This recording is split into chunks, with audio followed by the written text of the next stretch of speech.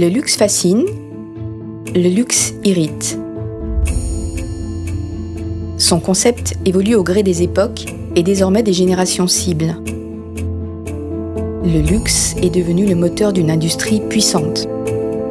Ses méthodes, ses tendances, je les vis de l'intérieur, parce que c'est mon métier. Bienvenue sur le podcast L'Horloge à l'heure du luxe. Merci de me rejoindre pour cet épisode consacré au rapprochement manifeste entre luxe et gourmandise. Ne perdons pas une minute. Ceux qui connaissent le format du podcast savent que tôt ou tard, ils auront droit à un intermède poétique. Musique. Je remplis, je vide.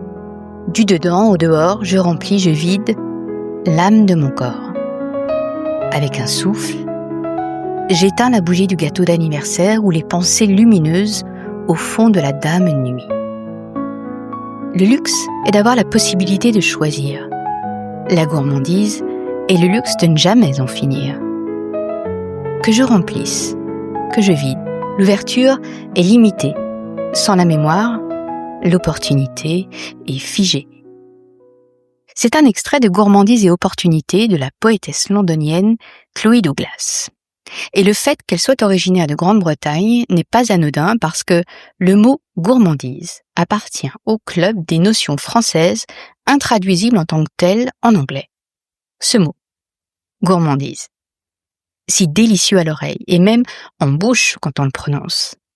Figurez-vous qu'il n'a pas d'équivalent outre-Manche. Mais parce qu'il faut bien passer d'une langue à l'autre, les dictionnaires font, bon gré mal gré, quelques propositions de traduction. La première, c'est gluttony. Gluttony. La seconde, greed. Je ne sais pas vous, mais les deux m'évoquent instantanément Seven, le thriller de David Fincher.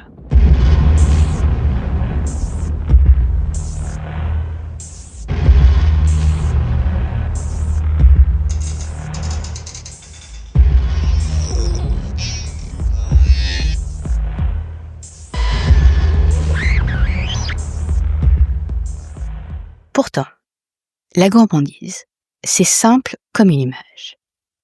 Pour l'expliquer, je crois qu'il n'y a rien de mieux que le film culte de Jean-Pierre Jeunet, Le fabuleux destin d'Amélie Poulain.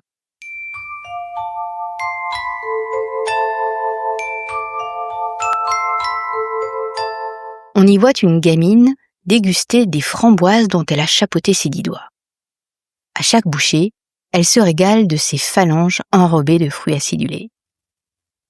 C'est bien joli tout ça, mais on ne s'éloignerait pas un peu du luxe? Vous le pensez si fort que je vous entends. Eh bien non, on ne s'en éloigne pas, et c'est même tout le contraire. Parce que le fruit fait sa star chez les marques tout en haut du panier. D'abord chez Loewe qui a misé sur la tomate. Loewe, c'est la marque de maroquinerie et de prêt-à-porter que tout le monde veut, mais qui laisse à désirer quand il s'agit de la nommer. Fondée par un artisan allemand, Heinrich Rösberg-Loewe, la maison espagnole a dû faire des vidéos bien marrantes pour qu'on arrête de massacrer ces 3 syllabes. Jonathan Anderson, son directeur créatif, de 2013 à 2025, a incorporé la tomate dans ses lignes de produits comme dans sa stratégie marketing. Tout débute en fait le 3 juin 2024, quand la designer sicilienne Gianna Rosina poste sur un réseau social une photo d'une tomate en forme d'aumônière, façon cœur de bœuf. Parmi les commentaires qu'elle reçoit, l'un devient viral. This tomato is so Loewe, I can't explain it. Cette tomate est tellement Loewe, comprendre à qui peut. Comment réagit Jonathan Anderson? Eh bien, il fait réaliser une pochette en cuir souple sur le modèle de la tomate du même des réseaux. Impossible de passer à côté. Bien joué. Par la suite, le directeur artistique décline la cœur de bœuf dans un contexte de création de haut vol, design, fashion, jusqu'à la montgolfière rouge et charnue que certains auront peut-être eu la chance de voir dans le ciel. Passionné de jardinage, Jonathan Anderson utilise la tomate comme symbole de la beauté au quotidien. Pur délice. En matière de luxe, la perception d'une marque est aussi importante que ses produits. L'art de la scénographie étend son domaine d'influence à tout type d'événements. Les défilés, en première place, mais aussi les dîners que les maisons organisent pour quelques happy few et qui sont ensuite abondamment relayés sur les réseaux sociaux. Leur identité visuelle a bien changé. Qui se satisferait encore de brasser d'orchidées comme chemin de table ? À l'occasion de l'ouverture de sa nouvelle boutique au Mexique, Maison Margiela a opté pour un dîner avec, pour seul ornement, une lignée de bougies immaculées dont la cire pleure jusque sur la nappe. Mais c'est Saint-Laurent qui a frappé les esprits, grâce à la baguette magique d'Alexandre de Béthac. Alexandre de Béthac se décrit lui-même comme designer, scénographe, directeur artistique, concepteur, architecte et même cuisinier. Saint-Laurent a fait appel à lui pour le dîner que la maison de couture a donné en petit comité au Palazzo Grassi à Venise, en l'honneur du film Father, Mother, Sister, Brother de Jim Jarmusch, coproduit par Saint-Laurent Productions. Et voici ce qui est sorti du bureau Béthac.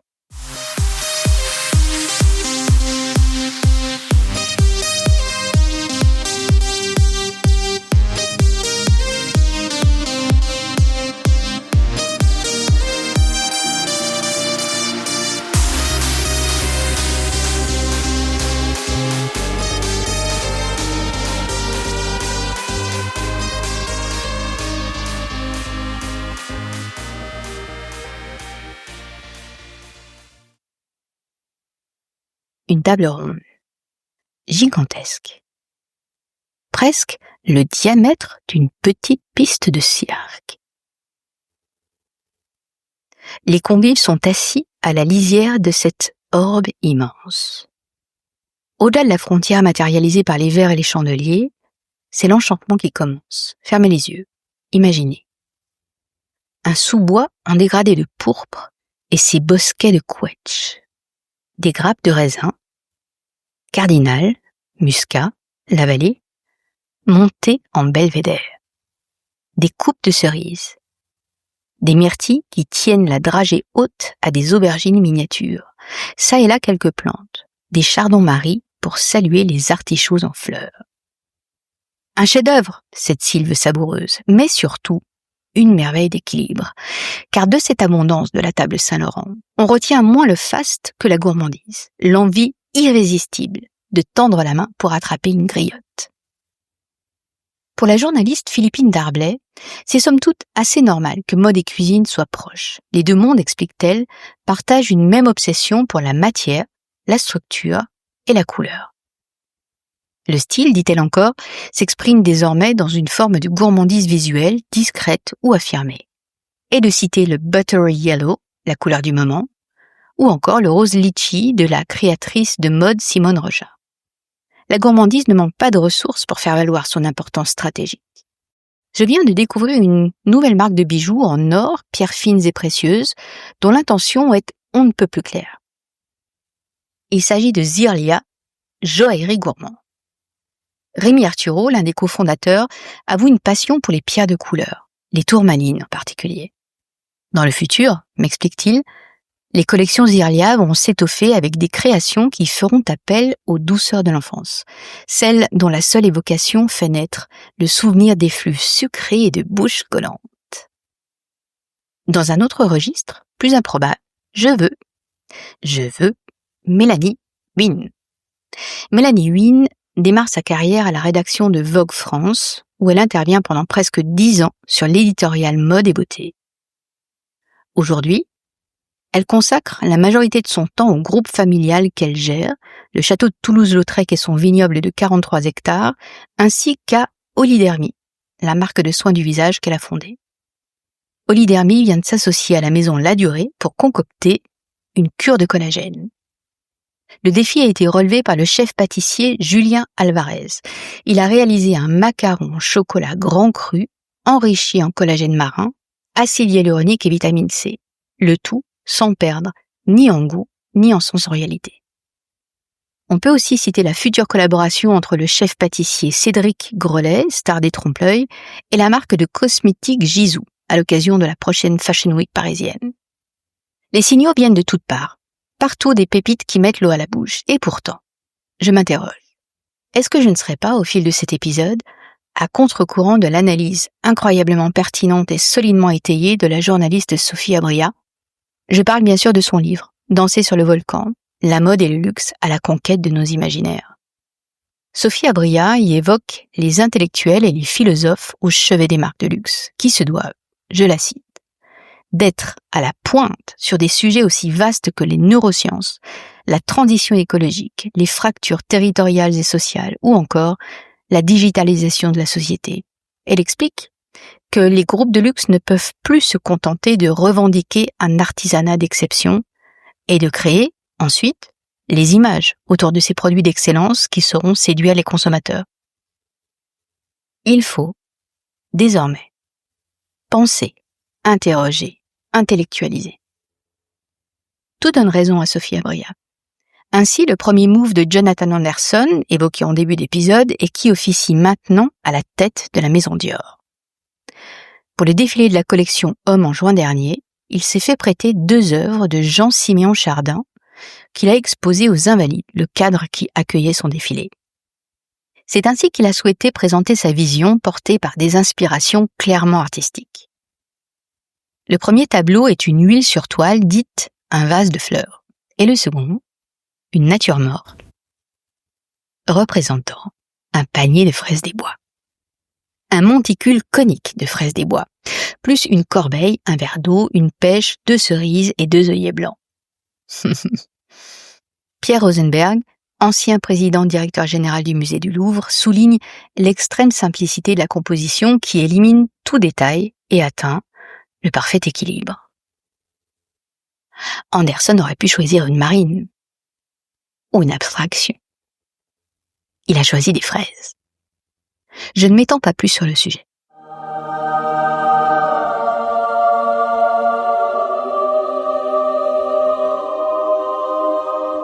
Enfin si, j'y retourne, parce que tout me ramène à Dior, et a fortiori l'ouvrage de Sophie Abriat. C'est elle qui rappelle que c'est Christian Dior, en personne, qui a eu l'intuition d'une possible extension de sa marque en matière de gastronomie. Elle rapporte ces citations extraordinaires dans laquelle il s'exclamait, non sans une certaine ironie, « Dans la mode, vous savez, un jour le succès, le lendemain on vous descend aux enfers. Rien ne dure vraiment, tandis que les plaisirs de la table ne lassent jamais. Je pourrais peut-être en faire du commerce, qui sait? Du jambon Dior, du roast beef Dior, du nougat Dior, des macarons ?» Désormais, la stratégie de la gourmandise sucrée, salée est actée, et son imagerie installée pour durer. Illustration avec la nouvelle exposition au Victoria and Albert Museum consacrée au style Marie-Antoinette. On y voit des accessoires et des souliers d'époque portés par la reine la plus scrutée de l'histoire. On y voit aussi des créations contemporaines qu'elle a inspirées, dont plusieurs robes en forme de pièces montées qui n'étonneront personne. Comme le palais, l'œil s'est habitué. En se rapprochant du gourmand, les marques proposent un branding sensoriel. Le goût devient marque. Il devient l'intimité de la marque. Et la saveur est le langage identitaire d'une nouvelle forme de narration. Chez Hermès, comment se lasser de ces petits bijoux d'animation commandés à des créateurs qui puisent dans des domaines variés, dont la food. J'ai un faible pour celui qui s'intitule « What's for dessert? Time to bake up ». On y voit une orange transformée en pâte à tarte, puis en assiette stylée car la maison ment des arts de la table. Une autre marque a marqué des points en misant sur le culinaire et la convivialité. Burberry. Cela ne se traduit pas encore en chiffres de vente, mais l'effort a été remarqué et salué par les observateurs du digital. Cet été, on s'est régalé des images de Burberry.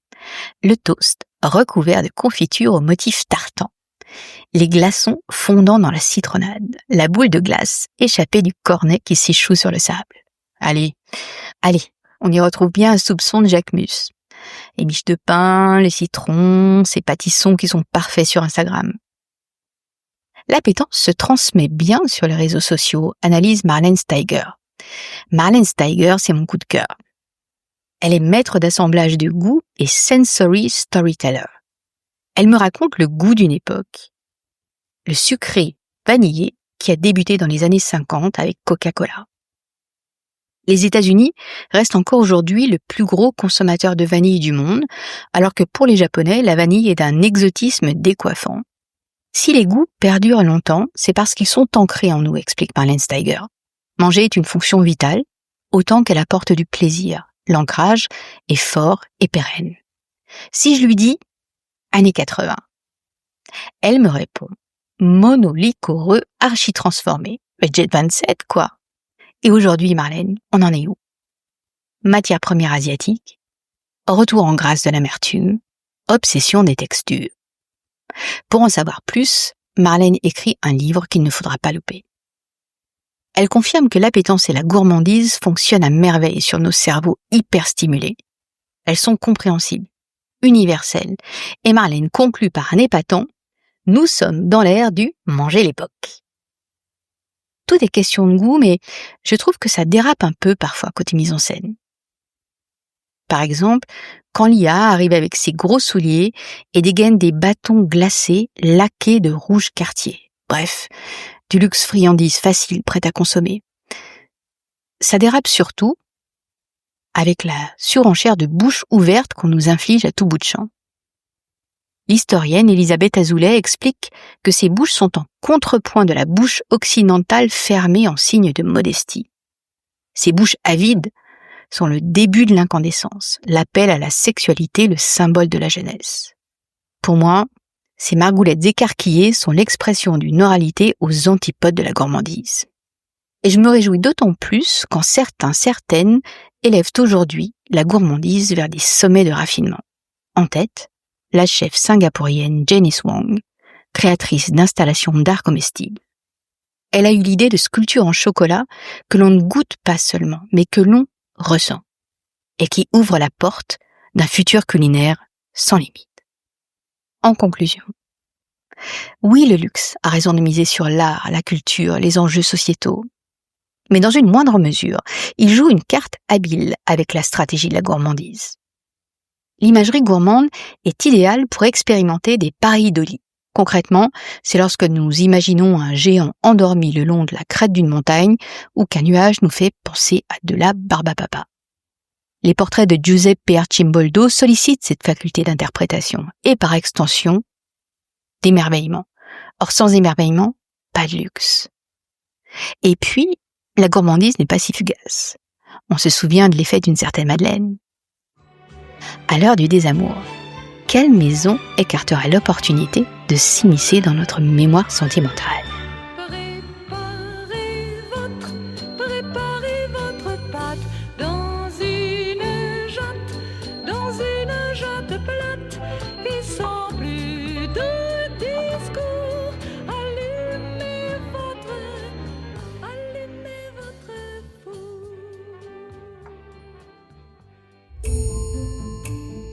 Vous venez d'écouter un épisode de l'horloge à l'heure du luxe. On se retrouve très vite pour la prochaine thématique qui donne le ton du moment. Si vous avez aimé cet épisode, n'hésitez pas à en parler et à le noter sur Spotify et Apple Podcast. Un 5 étoiles, oui, pour être à l'heure du luxe. Donnez-moi de vos nouvelles sur le compte Instagram, l'horloge podcast. À bientôt!